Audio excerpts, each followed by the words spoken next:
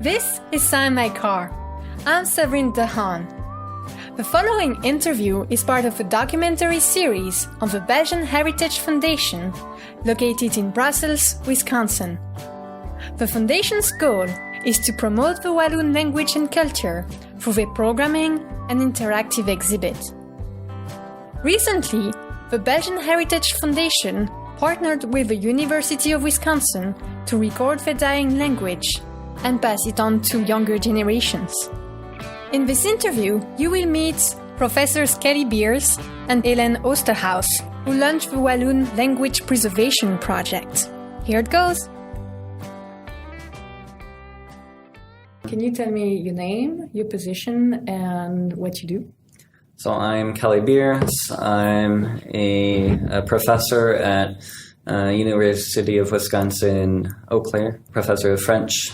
I'm trained in linguistics. I am Ellen Osterhaus. I also work at the University of Wisconsin, Eau Claire in the English department. My background is in linguistics and sociolinguistics. How did you end up falling in love with linguistics and language? That's a good question. What was your path to who you are right now? I always found languages interesting.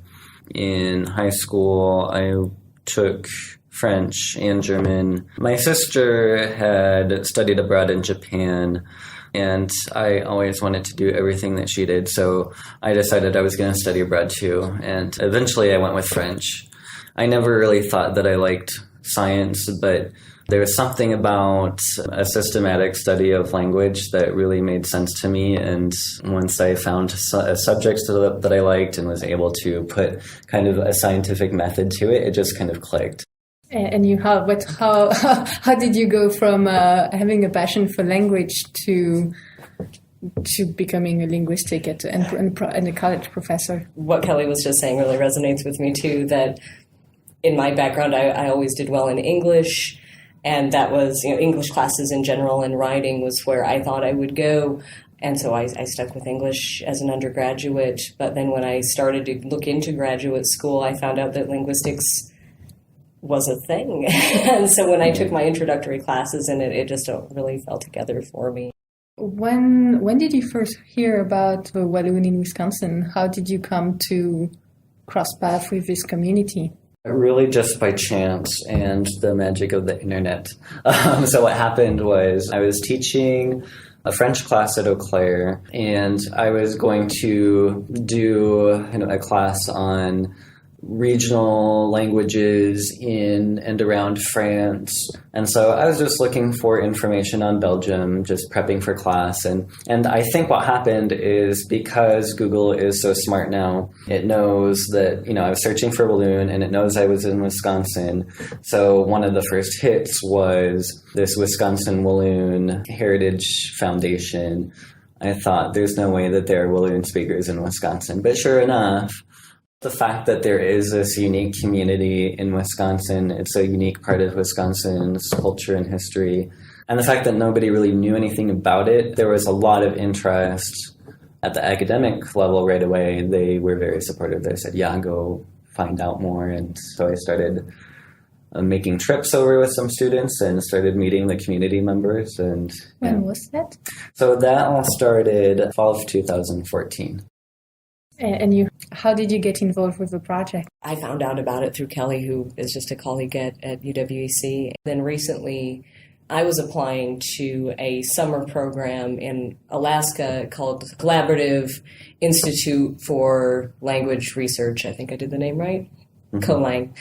And that has to do with documenting endangered and indigenous languages and also working on revitalization projects, which has always been something I've been interested in, but haven't had much of a chance to pursue. And this seemed like a good time to connect a couple of facets of my life. And we were both able to attend this workshop that provided us with a lot of resources and ideas for how to help out people in communities like this one.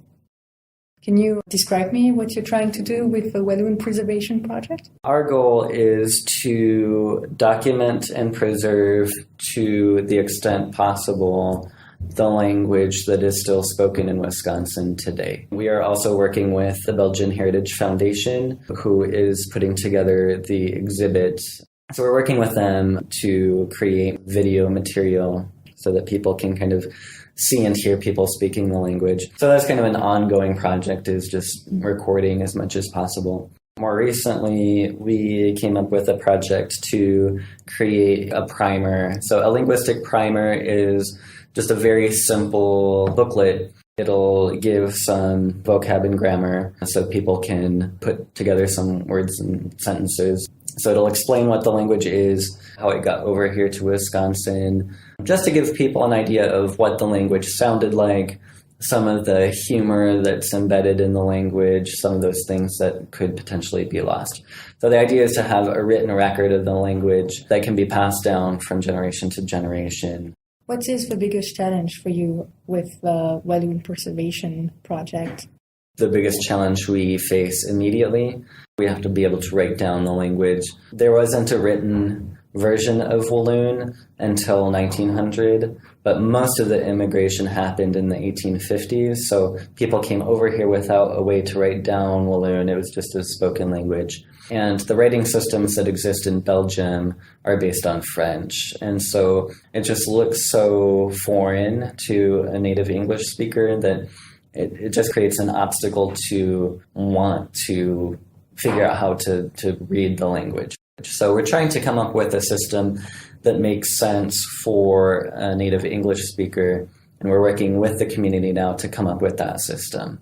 Time is not on our side on this project. You know, a lot of the speakers are in their 80s, 90s. So this is something that often takes a lot of time, but we don't have the time to take the time to do it, if that makes sense. It does make sense. I don't know if you have any other thoughts on that.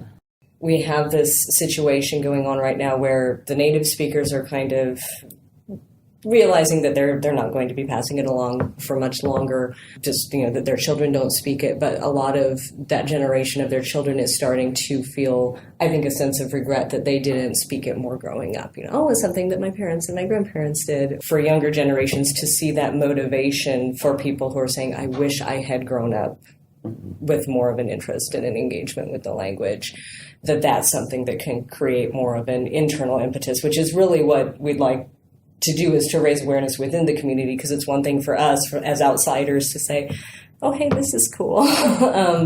But it's another thing to help people to see the resources that they already have available. It's not already gone. It's not gone yet. There's multiple roads ahead of us.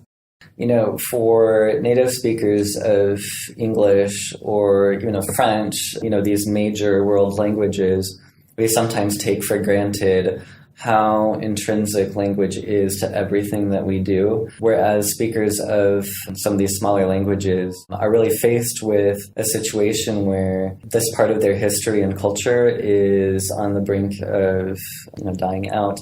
And there's so much history that's embedded within a language and culture. So imagine a tower, a circular tower that has windows on each floor and all around the tower. Each window would represent a language, and looking through that window, you can see the world in a different way and have a different way of describing the world that is out there.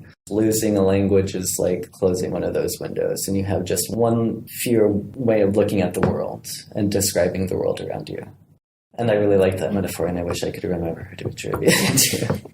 Anything to add? And this is, I'm going to borrow somebody else's beautiful metaphor, and I'm afraid I can't remember who to attribute it to. But when we were at this workshop that I went to over the summer, we were speaking with members of a community that their language is endangered and doesn't have a lot of support, and they're working hard to create awareness and raise support. And in the class, we were talking about how English speakers often tend to view their language is kind of a tool when we talk about it in terms of utility and functionality. And, you know, it's useful, it's a resource. And one of these speakers of this smaller language said, wait, so the metaphor that you would use for your language is like it's a spoon that you use to stir stew.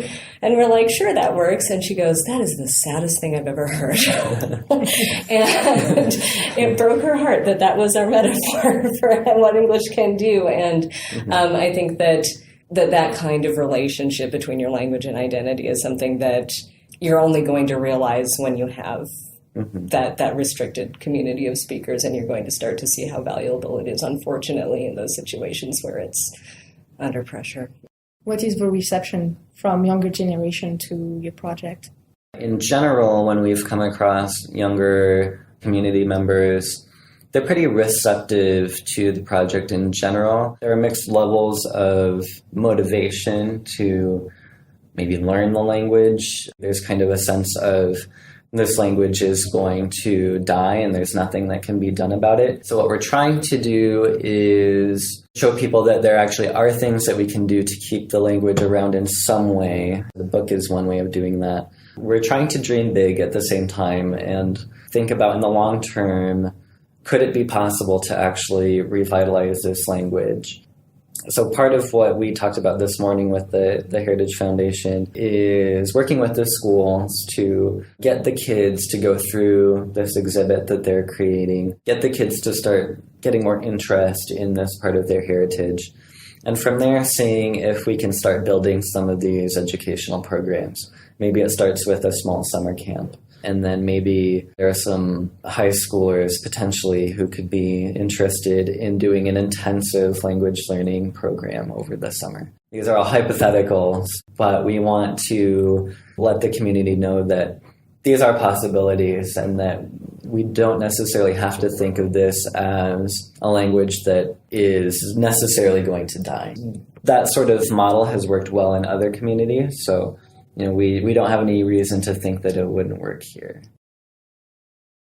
Want to follow the project and see what you do, where do they go? They could email us at wiwalloonproject@gmail.com. We would like to establish contacts in Belgium because eventually we're going to need help with translation. We are amassing audio and video of people speaking Walloon, and we're going to need help translating all of that. So we do need a lot of help, and we could use help from Walloon speakers, even if they are Belgian Walloon speakers, because they can understand each other pretty well. So the Walloon speakers here in Wisconsin will occasionally travel to Belgium and meet some of their long-lost cousins and second cousins and talk with them in Walloon, and they can converse just fine in Walloon. So yeah, Belgian Walloon speakers could certainly help us with some of this translation work. We can use help from anyone, anywhere. Is there something that I didn't ask you that you feel like is important?